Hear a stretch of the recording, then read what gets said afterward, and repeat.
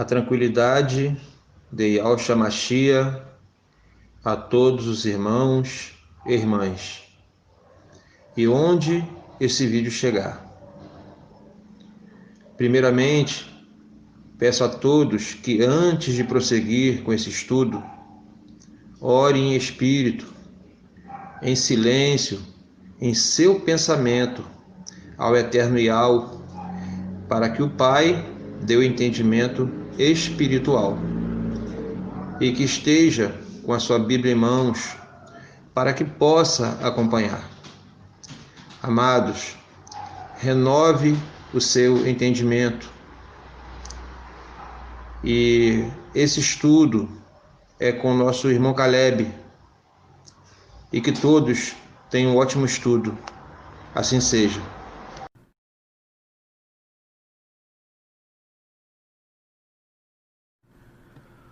Olá, meus irmãos, tudo bem com vocês? Que o Eterno abençoe a todos. Eu quero hoje continuar falando aqui sobre essa passagem de 2 Tessalonicenses 2, porque eu gravei agora essa última mensagem, foi a mensagem 343 falando sobre isso.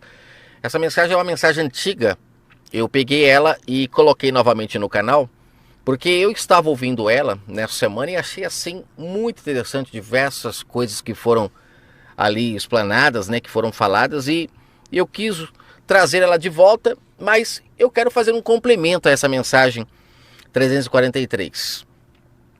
Eu comentei nessa mensagem 343 sobre esse iníquo que seria levantado e que faria com que as pessoas voltassem a apostatar, e essas pessoas apostatando, no verso 4 ele diz exatamente o que é apostatar. É deixar de buscar ao Pai como de fato é para se buscar. No verso 4 fica claríssimo que o filho da perdição, esse que seria levantado em meio a uma grande apostasia, ele faria com que todas as pessoas não adorassem mais ao Criador da forma correta, porque ele se assentaria no templo do Criador, querendo se parecer ele, e com isso as pessoas não conseguiriam mais buscar ao Pai da maneira correta. Eu creio que na mensagem 343 você já conseguiu absorver ali o que Paulo, de maneira muito profunda, está tentando falar aqui nesse contexto. Mas você precisa ter a mente espiritual para compreender. Porque a grande maioria das pessoas, por estarem já com esse níquel no entendimento, elas estão seladas. Essa questão de selo é muito interessante, né? Porque ser selado é estar com a mente já fechada. Não entra luz, não entra nada, não consegue mais. O selo está se falando de uma tampa. Colocou e não deixa entrar mais nada. Quando fala de ser selado, está dizendo que você não aceita mais nada, já está com aquilo já impregnado. Tomou conta. Qualquer pessoa pode falar qualquer coisa que você não ouve. Isso está ligado a estar selado. Por isso que a Escritura fala que existe o selo do Criador e existe o selo que é o selo do iníquo. Quando fala de iníquo, está falando de mentira, o selo do engano. Por isso que fala que é filho da perdição. Quem está enganado está perdido. Esse selo é isso. É você ou está com a verdade, ou no caso aqui com a mentira, ou está com a verdade. Você não pode ter os dois. E aqui, nesse contexto, se você está selado com o engano, você sempre vai acreditar que esse templo aqui é um templo físico, que esse iníquo que vai se assentar, ele vai se assentar em um templo físico. Aí você fala, não, mas já está tudo preparado, o terceiro templo em Israel já está tudo já pré-montado, só falta o anticristo se manifestar. Sabe por quê que já está preparado? Justamente porque você acredita que será assim. Enquanto as pessoas estiverem na grande apostasia, que foi colocada em suas mentes para não buscar o Pai da forma correta, elas são patrocinadoras de tudo isso que está acontecendo. Nós precisamos destruir esse engano para retirar o iníquo da mente das pessoas. Porque o iníquo, conforme Paulo fala aqui, ele se assenta na mente das pessoas, porque é aqui que é de fato a casa do Pai, o templo dele. Ou nós não somos o templo do Espírito Santo? 1 Coríntios 3, versos 16 e 17, lá Paulo chega a falar: vós sois o santuário de Deus. Se alguém destruir a vós, essa pessoa será destruída também. Será que o mesmo que escreveu em 2 Tessalonicenses, que escreveu em 1 Coríntios 3, 1 Coríntios 6, o mesmo Paulo que falou em Atos 17, que o Criador que fez os céus e a terra não habita em santuário feito por mão de homem. Será que aqui em Tessalonicenses ele está trazendo que é um templo físico que esse iníquo vai se assentar? Ou ele está tentando mostrar para aqueles que renovam o seu entendimento o agir na mente das pessoas? Se você abrir o seu livro Bíblia lá em Ezequiel 8, você vai ver lá em Ezequiel que o povo de Israel, eles tinham colocado dentro do templo de Israel uma imagem que causava ciúmes ao Criador. As pessoas estavam com essa imagem dentro do templo, mas aí já era o templo físico. Só que é claro, colocou no templo físico, automaticamente, quando a pessoa não está lá no templo físico, ela não pensa. Mesma coisa a pessoa que vai num templo hoje, né, num templo religioso, ela vai lá no templo para ouvir a palavra, né, que eles dizem ser do Criador, porque se baseiam no livro Bíblia para isso. E que de fato é a palavra do Pai, mas dependendo de quem a estiver dando para o povo beber, essa palavra pode estar toda fermentada, como eu falei, porque o livro Bíblia é um livro que tem mais de 2000 anos, né? Não só o livro Bíblia em si tem menos tempo, mas a história. Ou seja, se você não souber dar isso para o povo, você embebeda o povo. E é nesse sentido que nós precisamos tomar cuidado. Muitas pessoas, quando vão nesses lugares, saem totalmente embriagadas desses lugares, porque muitos homens que estão ali como sendo ungidos de Deus, eles estão, na verdade, ali por interesse, estão lucrando. E é claro, quando se lucra, né, é como eu já comentei aqui sobre a analogia com a prostituta. Quando se lucra, né, você vai fazer de tudo para surpreender o seu cliente. E não é isso que muitas pessoas, quando estão pregando, fala muita coisa que o povo quer ouvir. Paulo mesmo falou que levantariam homens que falariam o que as pessoas gostam de ouvir. Isso é a prostituta. A prostituta, ela tem que agradar o cliente. Agora, a esposa não. A esposa, ela pode não ser tão fogosa como uma prostituta, mas ela é constante. Ela ama. Ela não está ligada apenas a dar prazer. Ela quer muito mais do que isso. Ela quer sinceridade, ela quer um compromisso. E é isso que o Pai procura. Aqueles que o adoram em espírito e em verdade são suas esposas. São aqueles que de fato se relacionam com ele em espírito e em verdade. Se há relação, já é casamento. Então, olha como que existe um vinho muito forte que é dado nesses lugares, porque as pessoas ainda acreditam que haverá o casamento, quando na verdade o Pai já está se relacionando com aqueles que entenderam a sua mensagem. Só que colocaram um engano na mente das pessoas, uma mentira. E aquele que não conseguir compreender a verdade, ficará selado e estará entre aqueles que aqui Paulo fala. Não estarão, né? Ele fala aqui em 2 Tessalonicenses, adorando o Pai da forma correta, porque esse iníquo está assentado na mente dela, fazendo com que ela busque ao Pai da maneira que foi totalmente contrária ao que o Verbo, quando se materializou entre nós, ensinou. Nós temos hoje, através da Igreja Católica, um ídolo que foi criado para que as pessoas, quando pensem no Messias, elas venham com essa imagem na mente delas. E essa imagem é quem? É esse Jesus Cristo criado por Roma, com a roupa romana. Você vê que ele usa uma roupa branca com um pano vermelho.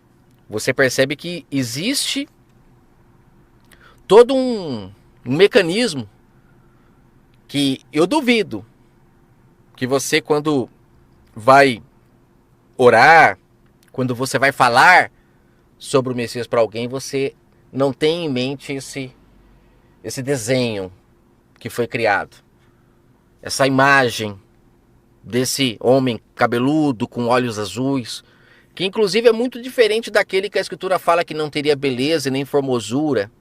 A gente vê que esse que tem aí é muito bonito, chama atenção. Só que, para mim, a pior parte é que as pessoas, por não terem uma ideia da história linear, elas não compreendem que desde lá, em Ezequiel 8, existe um ídolo que foi criado para que justamente o povo pudesse buscar ao Criador por intermédio de uma imagem. E o pai sempre foi contra isso. E depois a Igreja Católica criou uma imagem do próprio filho, também dos discípulos, tudo, mas a do filho é a que fica mais evidente na mente do povo.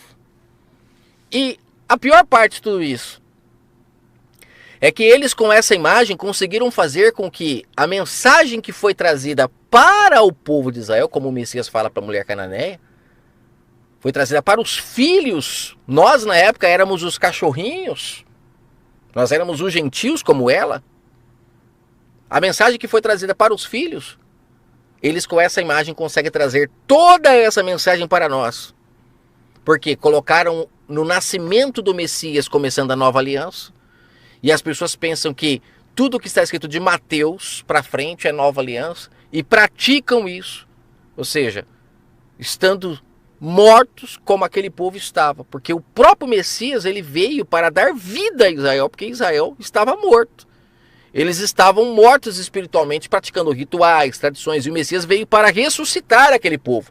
Por isso que ele ressuscita Lázaro, por isso que ele cura os cegos, por isso que ele cura os surdos, que era para que as pessoas pudessem entender que ele veio fazer isso. Por isso que ele era a luz do mundo. A luz do mundo, quando fala mundo, a gente pensa numa luz externa, mas não, eram suas palavras que iriam rasgar o véu na mente das pessoas para elas separarem a velha aliança, o modo antigo de buscar o Pai, para agora buscar do modo novo.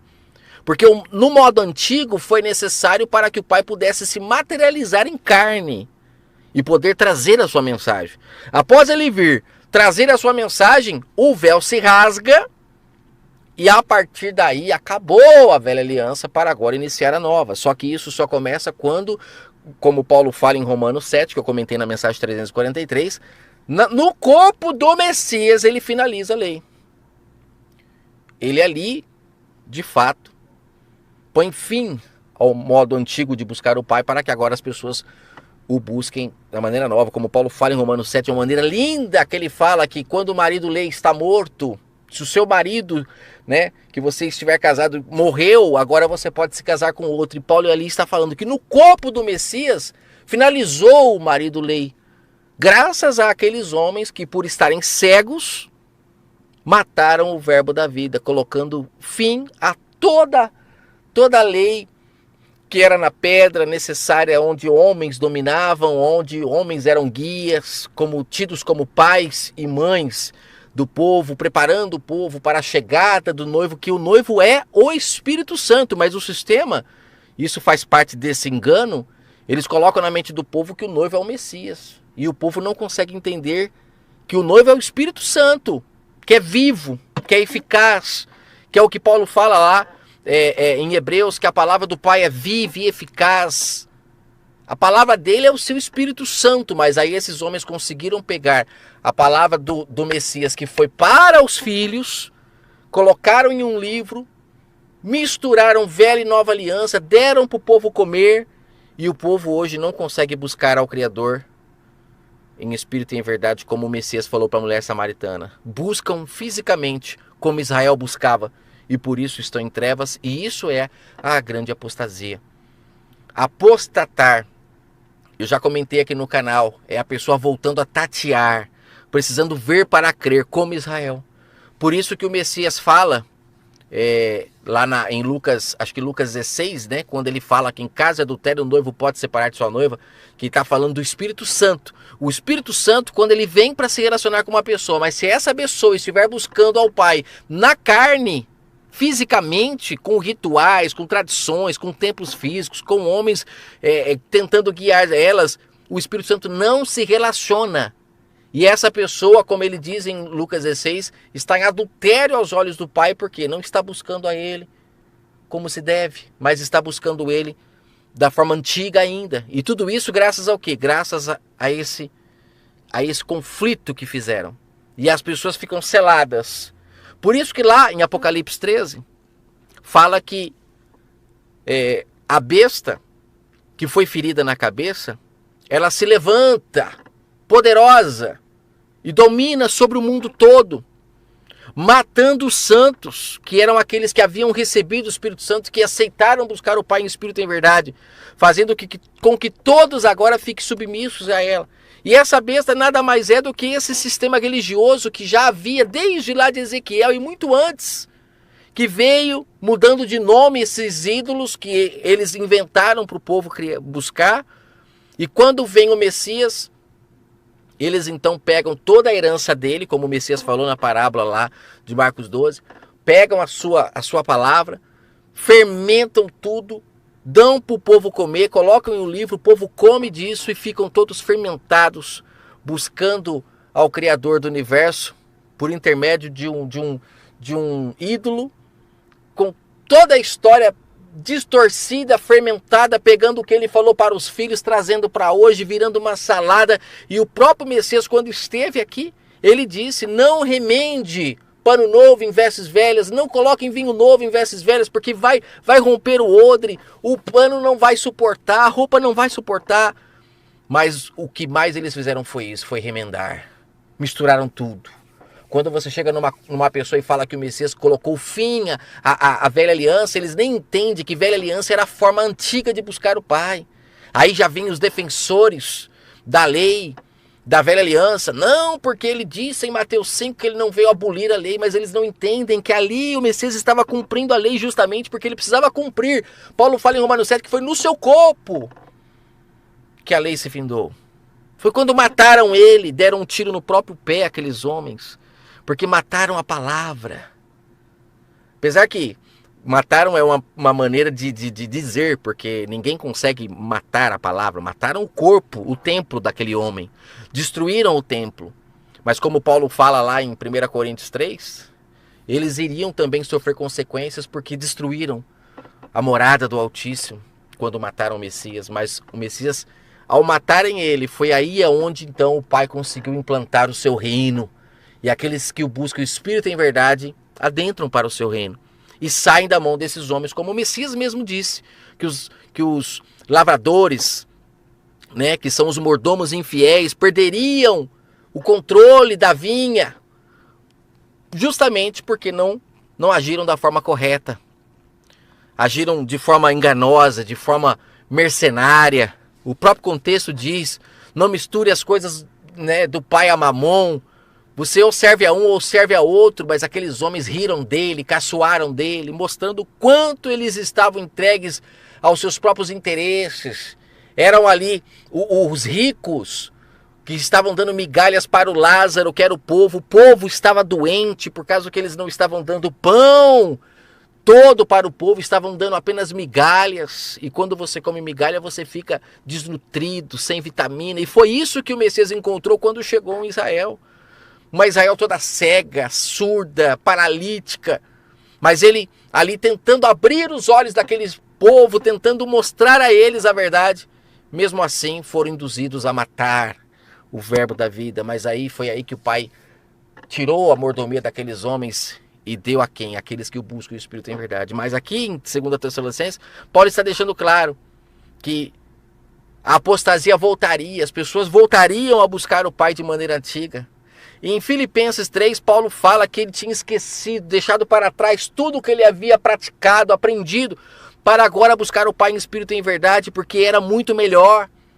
Mas Paulo critica em Gálatas, quando ele fala, vocês começaram bem no espírito, agora voltaram para a carne. Muitas pessoas estavam deixando de dar ouvido à nova mensagem, que era a mensagem de libertação, as boas novas, para voltar a buscar o Pai na carne.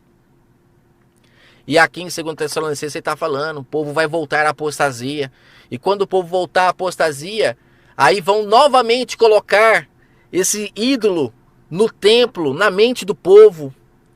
E o Pai vai novamente ter todo um trabalho, por intermédio do Espírito Santo, de libertar aqueles que querem. Por isso que o Messias falou para os seus discípulos, anunciem as boas novas, aquele que crer será batizado, receberá o Espírito Santo e se salvará, porque agora não mais dará lado à sua carnalidade, porque esse é o agir do Espírito Santo, é nos transformar de seres carnais e irracionais em seres espirituais, que buscam o Pai em espírito e verdade, que dão ouvido à sua voz e que com isso vão se limpando, lavando os seus pecados nas vestes do Cordeiro, mas não esse que Roma criou, porque o Espírito Santo do Pai é que quer nos limpar. Mas se nós ficarmos presos às palavras que o Messias disse, na grande maioria, para os filhos lá em Israel, e queremos trazer para hoje como Roma quer que a gente engula dessa lavagem, nós continuaremos em apriscos, dominados por homens, com leis para todos os lados. Não abriremos os nossos olhos para destruir os pilares da Babilônia, como aconteceu no caso da história de Sansão e Dalila, que o pai ali estava de uma figura de linguagem mostrando claramente que aqueles que aceitam voltar como o filho pródigo, buscar o pai no seu local, no seu templo, que é no próprio entendimento onde o pai está, no seu racional, as pessoas começam a comer da árvore da vida, que é o Espírito Santo, agora falando, nos guiando. Por isso que não vem de nós, a salvação não vem de nós, é o Espírito Santo que vai nos melhorando conforme a gente vai crendo. Se nós começarmos a voltarmos, como lá no texto da parábola do filho pródigo, voltarmos em si, caímos em si, começarmos a abandonar a lavagem para comer do pão vivo. Se fizermos isso, como na história de Sansão e Dalila, receberemos do Pai novamente forças. Não conseguiremos ver perfeitamente como víamos antes, mas teremos forças novamente para destruir os pilares da Babilônia. Só destrói o pilar da Babilônia, só tira o iníquo da mente, aquele que abandona essa apostasia que está aí, onde as pessoas vão buscar o Criador do Universo em templos feitos por mãos de homens, cujas escrituras têm diversas passagens que está escrito que o Pai nunca pediu para que construísse um templo a ele, físico. O Pai nunca pediu para que as pessoas fossem buscar a ele em um templo físico. Ele levantou homens para serem guias das pessoas enquanto a luz não tivesse sido dada à humanidade, mas após a luz ser dada e iluminar o caminho de volta ao Pai. Por que precisamos novamente de ter guias? É porque a grande maioria das pessoas ainda estão cegas, estão debaixo desse aqui, desse iníquo, que não é apenas um homem, mas é um pensamento coletivo que mantém as pessoas escravas. E se um dia vier a se levantar um homem e sentar num templo em Israel, saiba que você que defende essa teoria, você patrocinou isso. O Pai quer que as pessoas o busquem em espírito e em verdade, para que de fato voltemos a buscar o Pai da forma correta, não mais dando ouvido a esses ensinamentos de demônios, de espíritos enganadores, mas buscarmos a Ele como Ele disse para a mulher samaritana, em espírito e em verdade. É assim que Ele, de fato, é adorado, é respeitado. É um pai que tem um filho que ouve a sua voz no seu dia a dia, não precisando de ir a um local com hora marcada, buscando de madrugada, apostasia acima de apostasia, para que as pessoas não se acheguem ao Criador. E é assim, dessa forma, através disso, que esse sistema, que essa besta domina sobre os homens, mantendo as pessoas mortas espiritualmente, para que os abutres possam se beneficiar. Mas quando o Pai levanta os seus pequeninos, esses pequeninos começam a sair dos seus túmulos para buscar o Pai em espírito e em verdade. E a besta, mais uma vez, é ferida na cabeça, assim como o Messias a feriu, que isso ninguém fala porque ninguém consegue compreender, Quem feriu a besta na cabeça, que está lá em Apocalipse 13, foi a palavra, a verdade, que tirou o engano da mente das pessoas. E em Atos, ali a gente vê no capítulo 4, capítulo 5, as pessoas começando a vender tudo o que tem, se abraçando, se enxergando como irmãos, porque haviam saído de dentro desse túmulo que colocaram a humanidade. Mas infelizmente a besta se levantou mais poderosa do que nunca e as pessoas começaram a voltar para a carne, a buscar ao Criador da forma errada de novo. Mas a luta continua. O Pai continua buscando aqueles que querem se achegar a Ele em espírito e em verdade. Não dependendo de homens, de templo, de rituais, mas de fato no seu dia a dia, ouvindo a voz do Espírito Santo e sendo a cada dia que passa pessoas melhores. Espero que o Eterno abençoe sua vida e que você possa ter entendido essa mensagem. Que você compreenda o que Paulo está falando aqui de uma maneira linda, perfeita. E que possamos deixar de ser apóstata para sermos sacrifícios vivos diante do Pai. Um forte abraço. Amados, que Al seja louvado para todo sempre, assim seja. E Al os abençoe plenamente, assim seja.